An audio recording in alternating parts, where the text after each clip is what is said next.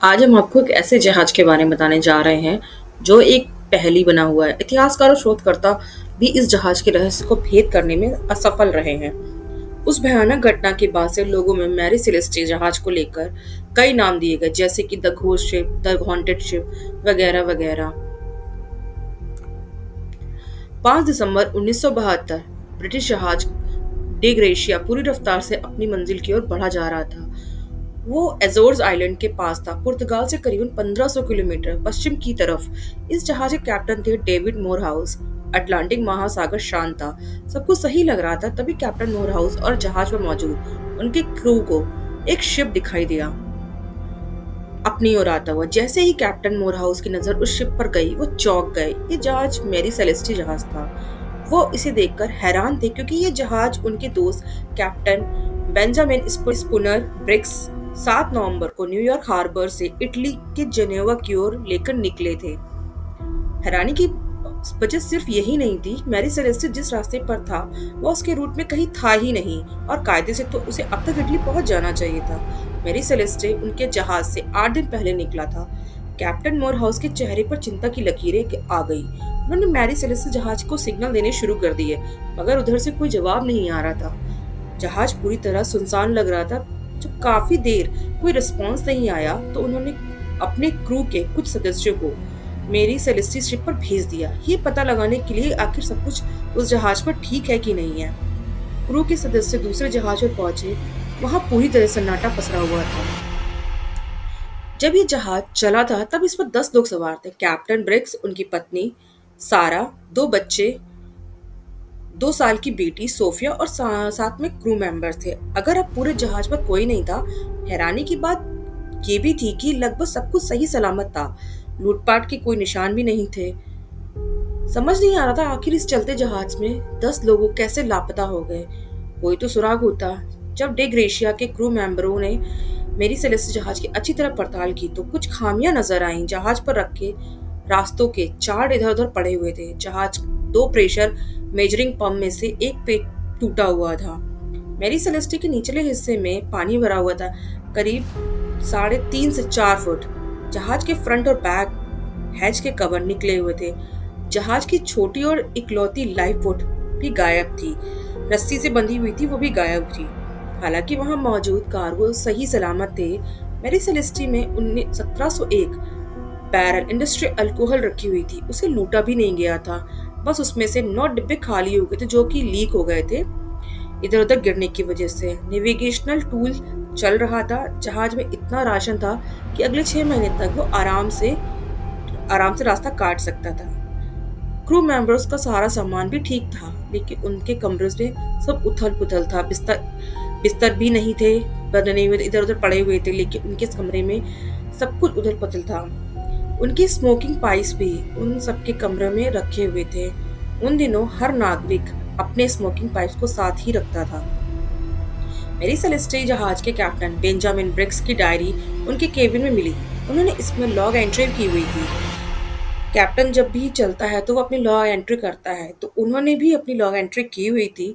वो daily basis पे करते हैं वो लोग। आखिरी एंट्री 25 नवंबर 1872 की हो गई थी, यानी लावारिस हालत में जहाज मिलने के करीबन 11 दिन पहले। मतलब साफ था, इस जहाज पर बीते 11 दिनों से कोई नहीं था। आखिर सब कहाँ चले गए थे? ऐसा भी नहीं था कि कोई लूटपाट हुई हो। जहाज भी नहीं डूबा था। फिर क्या वजह थी कि कैप्टन, क्रू और यात्री कोई भी मेरी सेलेस्टी पर नहीं था? डी ग्रेशिया जहाज के कैप्टन डेविस मोरहाउस चिंता में पड़ गए। उन्होंने सोचा कि शायद कोई असामान्य घटना घटी होगी, जिसकी वजह से सब समुद्र में गिर गए होंगे, या हो सकता है कि कोई बीमारी फैल गई हो। खैर, उस वक्त समुद्र का एक नियम था, अगर किसी व्यक्ति को दूसरा कोई जहाज या कार्गो लावारिस हालत में मिलता है और उस जहाज का या सामान को लेकर आता है, तो वो व्यक्ति बचाई गई संपत्ति के मूल रूप इनाम का हकदार होता है। इस समुद्री कानून को लॉ ऑफ साल्वेज कहते हैं। जाहिर है कैप्टन मोरहाउस को ये नियम पता था। वो दोनों जहाज लेकर यूरोप पहुंचे। यहाँ उन्होंने इंश्योरेंस की रकम के लिए जिब्राल्टर के अटॉर्नी जनरल फ्रेडरिक सोली फ्लड से संपर्क किया। फ्रेडरिक से को उनकी बातों पर भरोसा नहीं हो रहा था। उन्हें कुछ षड्यंत्र नजर आ रहा था। 3 महीने जांच चली, मगर कुछ साबित नहीं हुआ। लेकिन आखिर में उन्हें इनाम दे दिया गया, लेकिन इंश्योरेंस की रकम 46,000 सिर्फ का छठा हिस्सा दिया गया। इससे पता चलता है कि अधिकारी अटलांटिक म्यूचुअल इंश्योरेंस कंपनी में क्लेम डिवीजन में सीनियर वाइस प्रेसिडेंट रहे टेड हैंक कहते हैं, कितनी संभावना है कि न्यूयॉर्क से निकले दो जहाज दुर्घटनावश 2138 मील दूरी उत्तरी अटलांटिक के मध्य में मिले। ये भी पता चलता है कि दोनों जहाज एक साथ ही न्यूयॉर्क हार्बर पर खड़े थे। अफवाहें तो इस बात की भी है कि मैरी सेलेस्टी ने अपनी यात्रा से निकलने से पहले दोनों जहाजों के कप्तानों ने एक साथ डिनर किया था। मेरी सेलेस्टी जहाज में कैप्टन ब्रिग्स की भी हिस्सेदारी थी, तो सवाल था कि वह अपनी नाव खुद ही क्यों डुबोएंगे। खैर, समय के साथ साथ जहाज से जुड़ी कई तरह की थ्योरी निकलकर सामने आने लगी।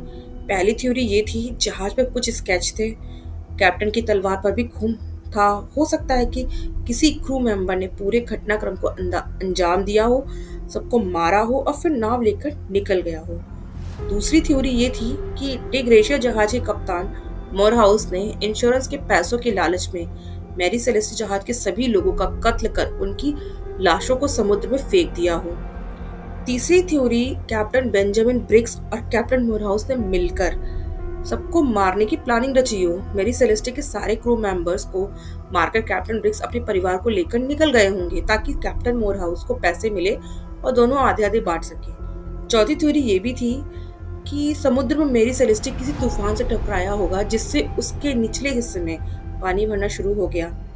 इसी बीच कार्गो के कुछ डिब्बे लटक गए होंगे, जिसने इंडस्ट्रियल अल्कोहल रिसने लगा होगा। जहाज में ब्लास्ट होने के डर से सब लाइफ बोट लेकर निकल गए होंगे, मगर फिर जहाज से बंधी रस्सी टूट गई होगी और सब मर गए होंगे। आखिर एक छोटी नाव इतने लोगों को लेकर कितनी दूर तक जाती। पांचवी थ्योरी ये भी थी कि जहाज में 1701 बैरल अल्कोहल था। किसी वजह से सब डिब्बे चटके होंगे, तो अल्कोहल की तेज गंध उनके बर्दाश्त नहीं हुई होगी। ज्यादा सुनने की वजह से वो ठीक से सोच नहीं पा रहे होंगे। उन्होंने कुछ देर के लिए जहाज से निकलने का सोचा होगा। लाइफ बोट पर नीचे इंतजाम करते समय उनकी रस्सी गिर गई होगी। इस तरह सब मारे गए होंगे। एक और थ्योरी और भी है, समुद्र से कोई बड़ा खतरनाक जीव निकला होगा, जिसने सभी को मारकर उन्हें खा लिया होगा। इन थ्योरी के बीच जहाज के शापित होने की खबरें भी फिर से उड़ने लगी थी। दरअसल जब से मेरी सेलेस्टी जहाज बना था, उसके साथ कुछ अजीब ही हो रहा था। इस जहाज के साथ जो जुड़ा मारा गया या पूरी तरह बर्बाद हो गया। शुरुआत करते हैं साल 1861 से। कनाडा के नोवा स्कोशिया में ये जहाज बनाया गया। तब इसका नाम था अमेज़न। इस जहाज की लंबाई थी 100 फुट और चौड़ाई थी 25 फुट। जहाज चलाने वाला कैप्टन ही मारा गया था। वह बीच यात्रा में निमोनिया से पीड़ित हो गया था। फिर धीरे धीरे इस जहाज से जो जुड़ता, कैप्टन हो या क्रू, रहस्यमय हालत में मरत मलता। लोग इसे खरीदने या इस पर सफर करने से डरने लगे। अटलांटिक महासागर में इसने एक और जहाज को टक्कर मार दी।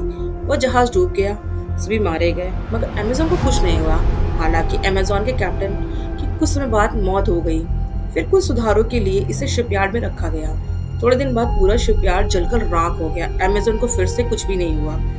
फिर साल 1868 में एक अमेरिकी रिचर्ड्स डब्ल्यू हेन्स ने इसे खरीदा और नया नाम दिया मैरी सेलेस्ट।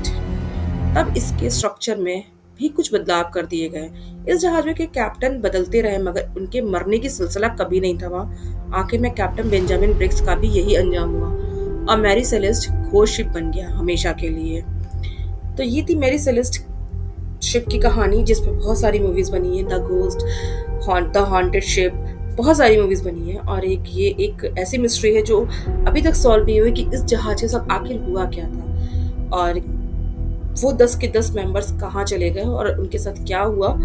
आज तक ये किसी ने मिस्ट्री सॉल्व नहीं कर पाई। तो ये थी एक ऐसे घोस्ट शिप की कहानी। अगर कहानी पसंद आई हो तो मेरे चैनल को सब्सक्राइब कीजिएगा, फॉलो कीजिएगा, लाइक कीजिएगा और ऐसी कहानी की सुनने के लिए बने रहिए हमारे चैनल पे।